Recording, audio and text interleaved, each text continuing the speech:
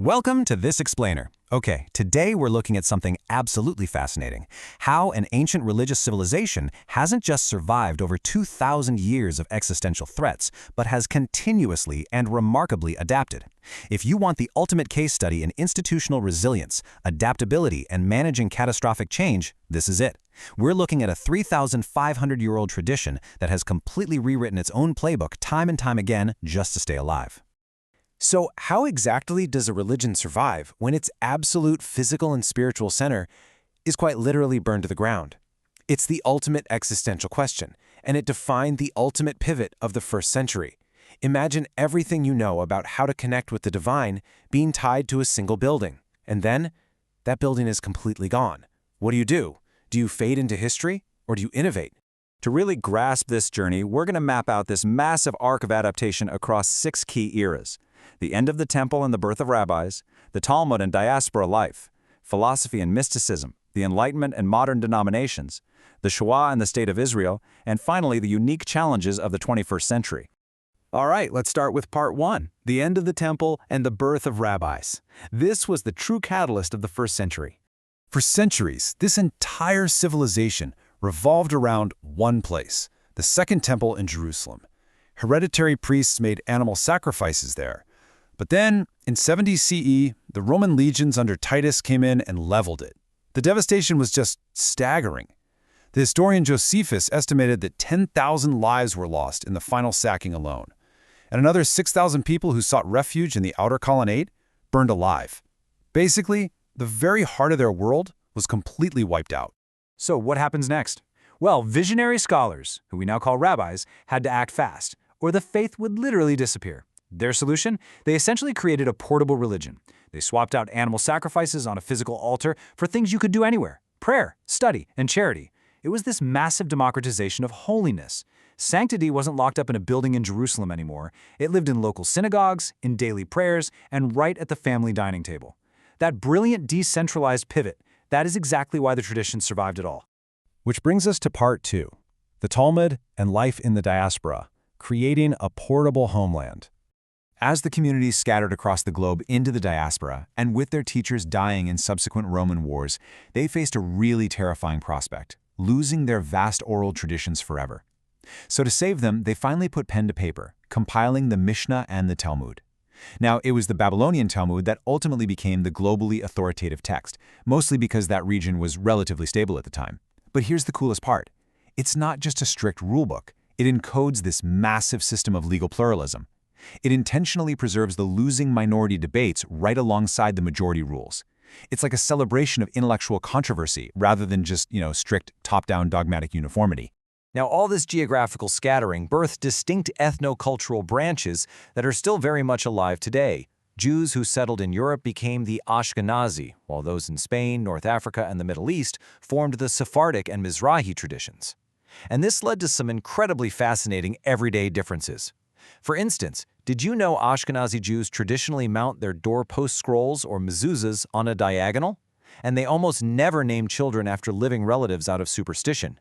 But on the flip side, Sephardic and Mizrahi Jews usually place the mezuzah vertically, and they happily name babies after living grandparents as a sign of deep respect.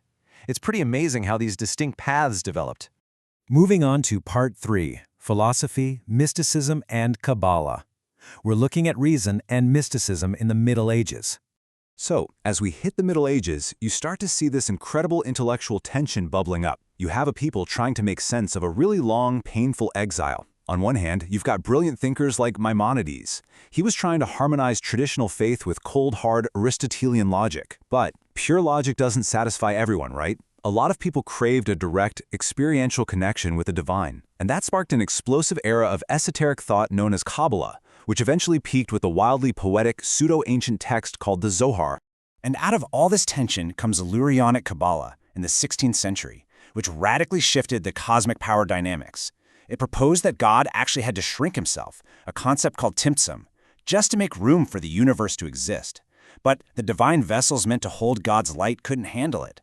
They shattered, scattering these holy sparks into the darkness. So what's humanity's role in all this? Through righteous actions, it's our sacred task to gather those scattered sparks and perform tikkun olam, which literally means repairing the broken world, and by extension, actually healing God. I mean, wow. It's just a breathtaking concept that puts a massive amount of responsibility directly into human hands. All right, that takes us to part 4, the Enlightenment and Modern Denominations, the modern fracture of the 18th and 19th centuries. Okay, so when the Enlightenment swept through Europe, the promise of actual civic equality completely shattered the old monolithic tradition. Basically, to become equal citizens in these modern states, the community fractured into the denominations we recognize today. First out of the gate was Reformed Judaism in Germany.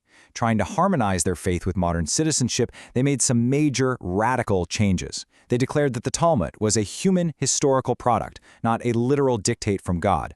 They started praying in vernacular languages, brought organs into the synagogues, and dropped the prayers that hoped for a literal physical return to Jerusalem. Well, reacting against those pretty extreme changes, the conservative movement stepped in as a sort of dialectical middle ground. They agreed with the Reform movement that yes, the religion evolves historically. But they firmly argued that the core elements, especially the Hebrew language and traditional historical rituals, absolutely had to be fiercely preserved. They wanted to maintain that vital, unbroken link to past generations. Now here is a fascinating little tidbit. The term orthodoxy didn't even exist in this context until it was needed as a defensive wall against those reform innovations. Orthodox Judaism emerged as a reactive movement that doubled down hard on the absolute, literal divine revelation of the Torah and Talmud at Mount Sinai. They drew a line in the sand, insisting that religious laws simply cannot be altered just to fit modern conveniences or civic pressures. Let's move to part 5, the Shoah and the State of Israel. Trauma and sovereignty in the 20th century. The 20th century tested this millennia-old resilience to its absolute breaking point. It forced unimaginably painful theological reckonings. The systematic murder of 6 million Jews during the Shoah, or Holocaust, understandably paralyzed traditional faith. I mean, how do you even conceptualize a protective God after Auschwitz? The theological responses were, as you might expect, all over the map. Some redefined God as entirely transcendent, unable to step in and stop human evil. Others leaned into a theology of silence in the face of such incomprehensible horror. But arguably the most profound response was a secular one, the idea of the 614th commandment. This was an absolute, unyielding mandate to simply survive. The idea was to never, ever grant Hitler a posthumous victory by disappearing. Following that immense trauma, the establishment of the State of Israel in 1948 represented a monumental paradigm shift. Think about it. For centuries, returning to the homeland was seen as something passive. You just waited for the Messiah to make it happen. Zionism completely flipped the script. It shifted the focus to active political self-determination. It was a breathtaking leap right back onto the stage of history as a sovereign nation. Which brings us to our final era, Part 6, Challenges of the 21st Century, the Crossroads of Demographics and Identity. So, where does that leave us today? Well, we are looking at a highly complex landscape where the very definition of Jewish identity is being questioned. Data from Pew Research shows a massive secularization trend, particularly in the diaspora. Over a quarter of American Jews now identify culturally or ethnically, but they have zero religious affiliation. Zip. And if you look at the under 30 crowd, that number jumps to 40%. They feel this deep, undeniable connection to the history and the people, but not necessarily to the theology itself. But on the flip side, there is a huge demographic explosion happening right now inside Orthodox communities. We are talking about vastly higher birth rates, an average of 3.3 children per household in Orthodox families compared to just 1.4 elsewhere. Because of this, the Orthodox sector is expanding rapidly. And to put that into perspective, this demographic reality is fundamentally reshaping the political and institutional future of the entire global community, literally from the inside out. And the internal debates happening right now, they are incredibly vibrant. It just proves yet again how uniquely adaptable this tradition is. In Israel, for example, there's intense, ongoing friction over the Orthodox rabbinate's monopoly on marriage. Meanwhile, progressive movements are finding startlingly modern ideas buried in ancient texts. You have queer theologians drawing on ancient Talmudic categories of gender to advocate for LGBTQ+ inclusion today. We're even seeing the rise of eco-kashrut. This is a movement insisting that kosher food shouldn't just be about how an animal is ritually slaughtered.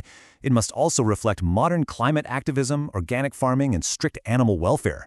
It's a total fusion of old and new. And we have to acknowledge that following the tragedies of October 2023, the global community is facing unprecedented polarization. On one side, you're seeing this fierce resurgence of cultural pride and re-identification as a direct response to rising anti-Semitism. But on the other side, there are profound, deeply painful internal fractures. Particularly among younger generations, there are intense, ongoing, and really complex debates regarding Zionism and the policies of the State of Israel. So, as we wrap up this explainer, we are left with a massive question. How will this 3,500-year-old civilization, one that has basically provided an absolute masterclass in survival through exile, enlightenment, and unspeakable tragedy, continue to adapt and thrive in an increasingly polarized digital world? It is so clearly not a faith frozen in time. It's a living, breathing entity. So what do you think its next great adaptation is going to be?